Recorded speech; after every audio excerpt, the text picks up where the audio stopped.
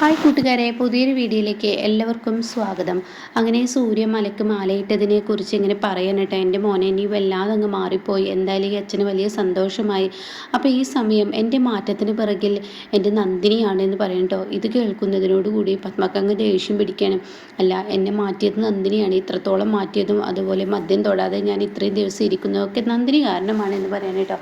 അപ്പോൾ അച്ഛാ, ഞാനൊരു കാര്യം പറയട്ടെ, ഈ വീടിന് കിട്ടേണ്ട മരുമകൾ തന്നെയല്ലേ നന്ദിനിയെ കിട്ടിയിരിക്കുന്നത്.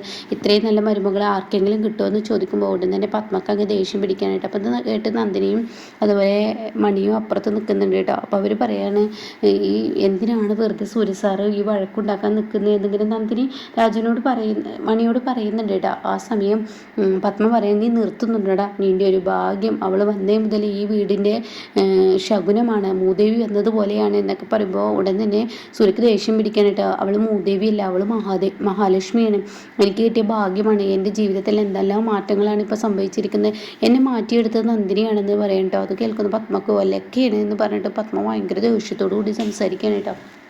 അങ്ങനെ ഈ സമയം സൂര്യ പറയട്ടെ, ഇനിമേലിൽ നന്ദിനിയെ കുറിച്ച് എന്തെങ്കിലും പറഞ്ഞാലുണ്ടല്ലോ. അപ്പോൾ നന്ദിനി മാറി നിന്നിട്ട്, ഈ സൂര്യ സാറിന് എന്തിൻ്റെ കേടാണ് ഇങ്ങനെ അമ്മയെ ചൊടിപ്പിക്കുന്ന ഈ സംസാരം എപ്പോഴും ഇങ്ങനെ പറയുന്നത് എന്തിനാ എന്നിങ്ങനെ ചിന്തിക്കുന്നുണ്ട് കേട്ടോ. എന്നാൽ ഈ സമയം ഇപ്പുറത്ത് പത്മയാണെങ്കിലും നീ നിർത്തുന്നുണ്ടോ, ഒരുപാടായി ഞാൻ കേൾക്കുന്നു, എല്ലാത്തിനും എപ്പോഴും ഏത് സമയത്തും നീ പറയുന്ന വാക്ക് നന്ദിനി നന്ദിനി, എന്നാൽ നിൻ്റെ ജീവിതം തകർത്ത അവൾ തന്നെയാണ് എന്നൊക്കെ ഇങ്ങനെ പറയുമ്പോൾ എൻ്റെ ജീവിതം നന്നാക്കിയത് അവളാണ്, ആണോടാ ആണോടാ എന്ന് പറഞ്ഞിട്ട് അവർ തമ്മിൽ വഴക്കിടുമ്പോൾ ഉടൻ തന്നെ സൂര്യ പറയണ്, ഇനി നന്ദിനിയെക്കുറിച്ച് എന്തെങ്കിലും പറഞ്ഞാലുണ്ടല്ലോ, ഞാൻ നിങ്ങൾ അമ്മയാണെന്ന് നോക്കില്ല, നീ എന്താണ് ചെയ്യുക, അടിക്കുകയോ ചോദിക്കുന്നുണ്ട് കേട്ടോ പത്മ. അപ്പോൾ ഈ സമയം ഉടൻ തന്നെ യതീന്ദ്രൻ അതിൽ കയറി ഇടപെടുക, നിങ്ങളൊന്ന് അടങ്ങുന്നുണ്ട്, അമ്മയും മകനും ഒരു തരത്തിലും വിട്ടുകൊടുക്കാതെ, എന്തൊരു സ്വഭാവമാണിത്. അപ്പോൾ സൂര്യ പറയാം, ഞാൻ വിട്ടുകൊടുക്കില്ല, നന്ദിനിയാണെന്ന് ഇവർക്കങ്ങ് പറഞ്ഞാൽ എന്താ, ഇവർക്കെന്താ കുഴപ്പം, ഇവർക്ക് അറിഞ്ഞൂടെ എൻ്റെ മാറ്റത്തിൻ്റെ പിറകിൽ, എന്നിട്ട് ഇവരത് സമ്മതിക്കാത്ത എന്താ. അപ്പോൾ ഉടൻ തന്നെ പത്മ പറയണം, അവളെ ഞാൻ പറയില്ലടാ, മരിക്കണമെങ്കിൽ ഞാൻ അവളുടെ പേരെടുത്ത് പറയില്ല, അത്ര വെറുപ്പാണ്, എന്തുകൊണ്ട് നിങ്ങൾ നന്ദിനിയെ വെറുത്തു. അങ്ങനെ അവർ തമ്മിൽ വഴക്കിലോട്ട് എത്താനുണ്ട്. അപ്പോൾ ഉടൻ തന്നെ യതീന്ദ്രൻ അത് കയറി ഇടപെടാൻ ഒന്ന് നിർത്തുന്നുണ്ട്. അപ്പോഴാണ് കേട്ടോ വിജയ് അങ്ങോട്ടേക്ക് കയറി വരുന്നത്. ഈശ്വര, കറക്റ്റ് സമയത്ത് ഞാൻ വന്നു, ഇനിയിപ്പോൾ അളിയൻ എൻ്റെ ദേഹത്തിട്ട് തീർക്കുമല്ലോ. ഹലോ നന്ദിനി, എന്തെങ്കിലും ഇവിടെ കഴിക്കാനുണ്ടോ, മണി എന്താ കഴിക്കാനുള്ളത്. അപ്പോൾ അത് കേട്ടോടെ തന്നെ ഒന്നും കഴിക്കാൻ ഇല്ല എന്ന് പറയാൻ ഒരുങ്ങുമ്പോൾ എന്തെങ്കിലും എനിക്ക് കഴിക്കാൻ ഉണ്ടാക്കിത്താ, ഒരു ചമ്മന്തി ഒരു ദോശ എന്തെങ്കിലും ഉണ്ടാക്കിത്താ. അപ്പോൾ ഇവരുടെ വഴക്കിന് അവിടെ ആ സംസാരം ആയതുകൊണ്ട് തന്നെ അവിടെ നിൽക്കണിടാം. അപ്പോൾ ഉടൻ തന്നെ സൂര്യ പറയണേ, വിജയ് ഒന്നും കൂടെ വന്നാൽ, അല്ല ഞാൻ ഭക്ഷണം കഴിച്ചിട്ട് ഭയങ്കര വിഷമ, വയറ്റിലൊന്നുമില്ല, എന്താ നിൻ്റെ വയറ്റിൽ കോഴിക്കുട്ടിയാ എന്നിങ്ങനെ ചോദിക്കുന്നുണ്ട് കേട്ടോ. ആ സമയം പത്മയോട് സൂര്യ പറയണം, അതെ, ഞാൻ ഇവിടെ ഒരു കാര്യം പറയുന്നത്, ഇവിടുത്തെ മഹാലക്ഷ്മി തന്നെയാണ്, എൻ്റെ സ്വഭാവം നേരാക്കിയെടുത്തത് നന്ദിനിയാണ്, എൻ്റെ ജീവിതത്തിലേക്ക് കിട്ടേണ്ട പെണ്ണ് തന്നെയാണ് എനിക്ക് കിട്ടിയിരിക്കുന്നത് എന്നൊക്കെ ഇങ്ങനെ പറയുമ്പോൾ ഉടൻ തന്നെ പത്മ പറയണം, ഒരിക്കലും അവളെപ്പോലെ ഒരു പെണ്ണ് എൻ്റെ ജീവിതത്തിൽ പാടില്ലായിരുന്നു കേട്ടോ. അങ്ങനെ ഈ സംസാരം നിർത്താൻ വേണ്ടി ഉടൻ തന്നെ യതീന്ദ്രൻ ഇടപെടുകയാണ്, ഒന്ന് നിർത്തുന്നുണ്ടോ. അപ്പോൾ ഉടൻ തന്നെ സൂര്യയോട് പറയാൻ, നീ കയറിപ്പോകുന്നുണ്ട്, ഇല്ല കയറിപ്പോയില്ല, ഇവരിത് സമ്മതിക്കണേ, എൻ്റെ അമ്മ എന്ന് പറയുന്നവർ സമ്മതിച്ചേ പറ്റത്തുള്ളൂ.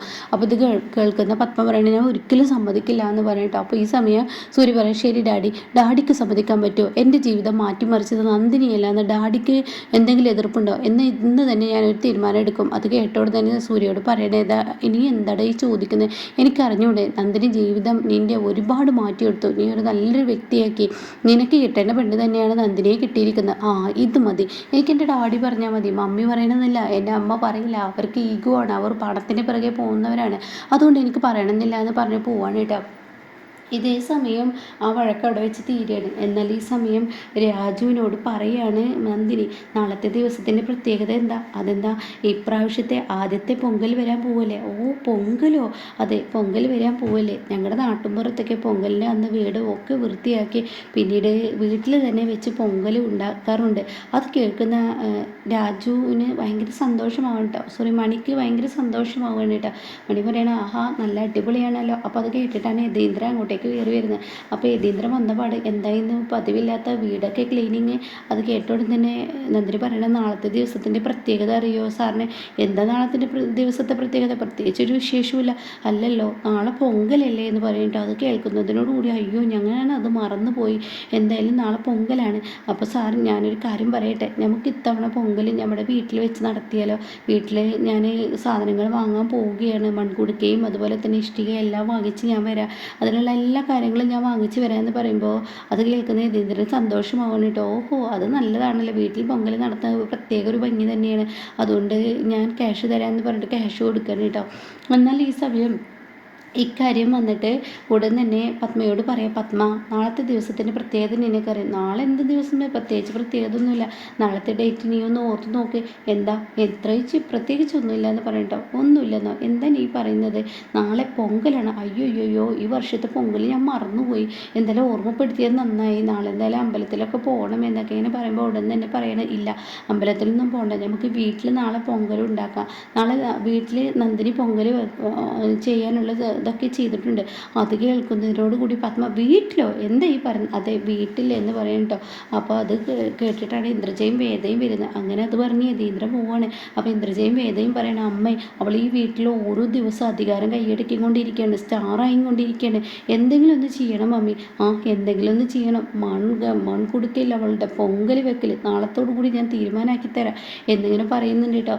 പിന്നീട് രാത്രിയാകുമ്പോൾ സൂര്യ വരികയാണ്. സൂര്യയോട് ഇക്കാര്യത്തെക്കുറിച്ച് പറയണം. സൂര്യ പറയാം, അടിപൊളിയാണല്ലോ, ഞങ്ങളെ നാട്ടിൽ ഒരിക്കലും ഞങ്ങൾ പൊങ്കൽ മറക്കില്ല. അതെന്തുകൊണ്ടാണ്, ഞങ്ങൾ തെങ്ങുതോപ്പിലാണെങ്കിലും യതീന്ദ്രൻ സാർ ഞങ്ങൾക്ക് ക്യാഷൊക്കെ അയച്ചു തരാറുണ്ട്. ഞങ്ങൾ അവിടെ പൊങ്കൽ വെക്കും, ഞങ്ങൾ പണിയെടുക്കുന്നവർ വരും, പിന്നീട് ഞങ്ങളുടെ അവിടുത്തെ മുതലാളി ഉണ്ടല്ലോ അവർ വരും, അവരുമായി ഞങ്ങൾ ഒരു ഗെയിം കളിക്കും. അങ്ങനെയൊക്കെ പൊങ്കലൊക്കെ അന്നത്തെ ദിവസം ഞങ്ങൾ ഒരിക്കലും മറക്കാത്ത പൊങ്കലാണ്. അപ്പോൾ നിങ്ങളുടെ കമ്പനിയിലും ഉണ്ടല്ലോ കുറച്ച് ആളുകളൊക്കെ ഇവിടെ വന്ന് ഗെയിം കളിച്ച് അവർക്ക് എന്തെങ്കിലും ഉപഹാരം അങ്ങോട്ട് കൊടുത്ത് അവർ തിരിച്ചിങ്ങോട്ട് എന്തെങ്കിലും തരിക, അതൊക്കെ ഡ്രസ്സല്ലേ എന്നൊക്കെ പറയുമ്പോൾ സൂര്യക്ക് അത് തന്നെ മനസ്സിൽ കയറി കേട്ടോ. അയ്യോ ഞാൻ വെറുതെ പറഞ്ഞതാണ് കേട്ടോ, എന്തായാലും ഞാൻ കിടക്കട്ടെ, നന്നായി ഉറക്കം വരുന്നു. അത് കേൾക്കുന്ന സൂര്യയുടെ മനസ്സിൽ അത് തന്നെയാണ് കേട്ടോ. പിന്നീട് പിറ്റേ ദിവസം രാവിലെ ആവുന്നൊരു രംഗമാണ്. അങ്ങനെ പൊങ്കലിനുള്ള ആ ഒരു കാര്യങ്ങളൊക്കെ നന്ദിനി ചെയ്തു വെച്ചിരിക്കുക. മറ്റ് നിറച്ച് കോലങ്ങൾ വിരിച്ചിരിക്കുന്ന പൊങ്കൽ ചട്ടി അടുപ്പ് ഇഷ്ടികത്തിൻ്റെ മുകളിൽ വെച്ചിട്ടുണ്ട്. അങ്ങനെ എല്ലാ കാര്യങ്ങളും കേട്ടോ. പിന്നീട് നന്ദിനി ചന്ദനത്തിരി കത്തിക്കുകയാണ് കേട്ടോ. അപ്പോൾ അത് കണ്ടോടെ തന്നെ സൂര്യ ചോദിക്കുന്നത്, എന്തിനാണ് കത്തിക്കുന്നത്? ഇതിവിടെ വല്ല ബാക്ടീരിയസ് ഉണ്ടെങ്കിൽ അങ്ങ് പോവുമല്ലോ, അതിന് വേണ്ടിയിട്ടാണ് ഞാനിത് കത്തിക്കുന്നത് എന്ന് പറയാൻ കേട്ടോ. ഇതൊക്കെ ഒരു നല്ല കാര്യം ചെയ്യുമ്പോൾ ചന്ദനത്തിരി അത്യാവശ്യമാണെന്നൊക്കെ പറഞ്ഞിട്ട് സൂര്യക്ക് പറഞ്ഞു കൊടുക്കണം.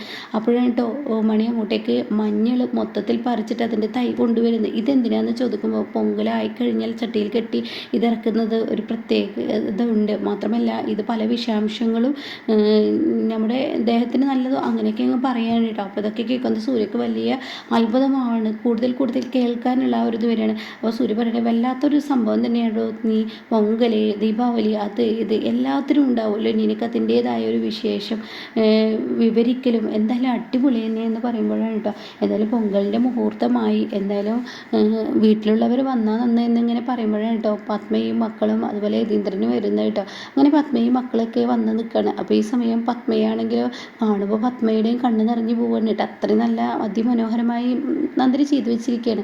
അങ്ങനെ നന്ദിനി പറയാണ്, എന്തായാലും പൊങ്കലിന് സമയമായി, പൊങ്കലിന് തീ കത്തിക്കേണ്ടിയിരിക്കുന്നു, അതുകൊണ്ട് തന്നെ ആദ്യത്തെ തീ ഇവിടുത്തെ അമ്മ കത്തിക്കട്ടെ എന്ന് പറയും കേട്ടോ. അത് കേൾക്കുന്ന പത്മ ഇങ്ങനെ നോക്കുകയാണ്.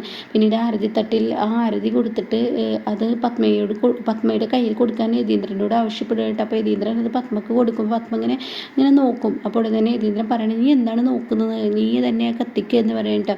അങ്ങനെ ആദ്യത്തെ പൊങ്കലിൻ്റെ അടുപ്പ് പത്മയാണ് കത്തിക്കുന്നത്. 2 പൊങ്കൽ അടുപ്പ് വെച്ചിട്ടുണ്ടാവും കേട്ടോ. പിന്നീട് രണ്ടാമത്തത് യതീന്ദ്രൻ സാർ കത്തിക്കുക എന്ന് പറയുമ്പോൾ, ഇല്ല നീയാണ് കത്തിക്കേണ്ടത്, മോള് വേണം, നീയാണ് ഇവിടുത്തെ ചെയ്യേണ്ടത്, നീയാണ് ഈ വീടിൻ്റെ മഹാലക്ഷ്മി. അപ്പോൾ അത് കേട്ടോടെ തന്നെ നന്ദിനി പറയാം, അയ്യോ ഞാൻ കത്തിക്കട്ടെ, യതീന്ദ്രൻ സാർ ചെയ്യൂ എന്ന് പറയട്ടെ. അപ്പോൾ അത് പത്മക്ക് ഇഷ്ടപ്പെടുന്നില്ല. അപ്പോൾ ഈ സമയം സൂര്യ പറയാം, അതൊന്നും പറ്റത്തില്ല, നീ കത്തിക്കുക പറയണം കേട്ടോ. അങ്ങനെ നന്ദിനി കത്തിക്കുകയാണ്. ഇതേ സമയം വേദ പറയണേ, ഇവിടെ ഇപ്പോൾ അമ്മയും അവളും സമമായതുപോലെയാണല്ലോ ആക്കിയിരിക്കുന്നത്, ഈ വീട്ടിൽ 2 പേർക്കും തുല്യ പങ്കായിട്ടുള്ള ആ ഒരു കാട്ടിലാണല്ലോ അച്ഛൻ കാട്ടിയിരിക്കുന്നത്, ഡാഡി കാട്ടിയിരിക്കുന്നത്. എൻ്റെ ചേച്ചി ഈ പൊങ്കൽ മുടക്കാൻ എന്തെങ്കിലും ഒരു വഴിയുണ്ടോ? ഉണ്ട്, ഈ പൊങ്കൽ ഇപ്പോൾ ഇല്ലാതാവും, എങ്ങനെയെന്ന് ചോദിക്കാൻ കേട്ടോ. അതെ, ഈ പൊങ്കൽ അടുപ്പത്ത് വെച്ചല്ലോ, അരി അവൾ ഇപ്പോൾ ഇടുമല്ലോ, പിന്നീട് അത് തിളക്കുന്ന സമയത്ത് ആ കുടുക്ക അങ്ങ് പൊട്ടുന്നത് കാണാം, അതെങ്ങനെ ഈ മുകളിലോട്ട് നോക്കിയെന്ന് പറയാം കേട്ടോ. അപ്പോൾ കാണാം അവിടെ വിജയ് കേട്ടോ, വിജയ് നിൽക്കുന്നത്. വിജയ് ആണെങ്കിലോ തലയിൽ ഒരു ഹെൽമെറ്റൊക്കെ വെച്ച് ഒരു കല്ലും പിടിച്ചിങ്ങനെ നിൽക്കുന്നുണ്ട് കേട്ടോ. അങ്ങനെ ഈ പൊങ്കൽ ഏകദേശം ആയി വരുന്ന സമയത്ത് വിജയ് മുകളിൽ നിന്ന് കല്ലെറിയുക. അപ്പോൾ ആ കല്ലെറിയുന്ന ഇനിയിപ്പോൾ നമ്മുടെ നെറ്റിയിലോട്ട് എറിയോ എന്നിങ്ങനെ വേദ ചോദിക്കുന്നുണ്ട് കേട്ടോ. അതിനിടയ്ക്ക് വേദ ഇടയ്ക്കിടയ്ക്ക് മേലോട്ട് നോക്കുന്നുണ്ട്. അപ്പോൾ അത് കാണുന്നതിനോട് കൂടി ഇന്ദ്രജ് പറയണേ, എടി നമ്മളിങ്ങനെ മാറി നിന്ന് സംസാരിക്കുന്നത് അതുപോലെ മുകളിലോട്ട് നോക്കുന്നതും കണ്ടു കഴിഞ്ഞാൽ അവർക്കൊരു എന്തെങ്കിലും സംശയം തോന്നും. അപ്പോൾ അത് വരാതിരിക്കാൻ നീ ഒന്ന് മേലോട്ട് നോക്കുന്നതും അതുപോലെ ഈ പിറുപിറ പറയുന്നത് നിൽക്ക്, കാണാൻ പോകുന്ന കാഴ്ച നമുക്ക് കാണാമല്ലോ, കേട്ടോ. അപ്പോൾ അതുകൊണ്ട് തന്നെ മൂപ്പര് ചെയ്തോളും. അപ്പോൾ ഈ സമയം വിജയാണെങ്കിലും മുകളിൽ നിന്ന് ഈശ്വര ഈ ഹെൽമെറ്റ് വെച്ചിരിക്കുന്നത് അന്നത്തെ പോലെ തിരിച്ച് എൻ്റെ കണ്ണിലോട്ട് വരാതിരിക്കാൻ വേണ്ടിയാണ്. എന്തായാലും ഇത് തിരിച്ച് എനിക്ക് വരാതിരിക്കാൻ വേണ്ടിയാണ് ഞാൻ ഈ ഹെൽമെറ്റ് വെച്ചിരിക്കുന്നത്. എന്തായാലും എനിക്ക് പേടിയാവുന്നു, കല്ല് തിരിച്ച് വരുവാണാവോ, നന്ദിനി കയറുന്നത് എനിക്കാണ് കിട്ടുന്നത്. അങ്ങനെ ഈ പൊങ്കൽ കൊടുക്കയെ ഉന്നമാക്കി ആ കല്ലങ്ങ് എറിയുന്നതിനോടുകൂടി സൂര്യ കാണാൻ പെട്ടെന്ന് ആ കല്ല് കൈകൊണ്ടാണ് പിടിക്കുന്നത് കേട്ടോ. ഇതേസമയം എന്താടാ നീ കാണിക്കുന്നത്, നിൻ്റെ കയ്യിലെങ്ങനെ? അറിയത്തില്ല ഡാഡി, മുകളിൽ നിന്ന് ഒരു കല്ല് വന്നു, അത് കൈകൊണ്ട് തടഞ്ഞതാണ് ഞാൻ. അത് കേട്ടോണ്ട് തന്നെ മുകളിൽ നിന്ന് കയ്യിൽ വരാനോ, ഇത് കളയടാ, ഇപ്പോൾ ഈ പൊങ്കലിൻ്റെ സമയത്ത് നീ കളയേ എന്ന് പറയുമ്പോൾ തന്നെ സൂര്യ പറയാം മുകളിൽ നിന്നല്ലേ വന്ന്, മുകളിലോട്ട് തന്നെ പോട്ടെ എന്ന് പറയട്ടോ. അപ്പോഴേക്കും വിജയ് അവിടെ താന്നിരിക്കുകയാണ്. അങ്ങനെ ആ കല്ല് മുകളിലോട്ട് തന്നെ എറിയുമ്പോൾ വിജയുടെ ഷോൾഡറിൽ ചെന്ന് വീഴട്ടോ. വിജയാണെങ്കിലും അയ്യോ അയ്യോ എന്ന് പറഞ്ഞ് നിലവിളിക്കുകയാണ്. അത് കേൾക്കുന്നതിനോട് കൂടി പത്മ പറയാം മുകളിൽ നിന്ന് ആരൊക്കെ അറിയുന്നത്. അപ്പോൾ ഉടൻ തന്നെ യതീന്ദ്രൻ പറയുന്നത് ശരിയാണല്ലോ. അപ്പോൾ ഇന്ദ്രജയാണെങ്കിലോ ഈശ്വര പിടിച്ചല്ലോ. അപ്പോൾ വേദ പറയുന്നത് ചേച്ചി ഇന്നത്തോടു കൂടി എല്ലാത്തിനും അവസാനമായി. അപ്പോഴേക്കും സൂര്യ ഞാൻ പോയി നോക്കട്ടെ, ആരോ മുകളിൽ നിന്ന് കരയുന്നു. എടാ നിൻ്റെ തോന്നലായിരിക്കും, അല്ലല്ല ആരോ കരഞ്ഞു എന്നും പറഞ്ഞിട്ട് ഓടി അങ്ങോട്ടേക്ക് പോവാണ് കേട്ടോ. അപ്പോൾ ഇങ്ങനെയൊക്കെയുള്ളൊരു എപ്പിസോഡാണ് ഇനി വരാനിരിക്കുന്നത്. അപ്പം ഇതിൻ്റെ ബാക്കി കേൾക്കാൻ താല്പര്യമുള്ളവർ ചാനൽ സബ്സ്ക്രൈബ് ചെയ്തിട്ടാൽ ഞാനിടുന്ന വീഡിയോസിൻ്റെ നോട്ടിഫിക്കേഷൻ എനിക്ക് ലഭിക്കും കേട്ടോ.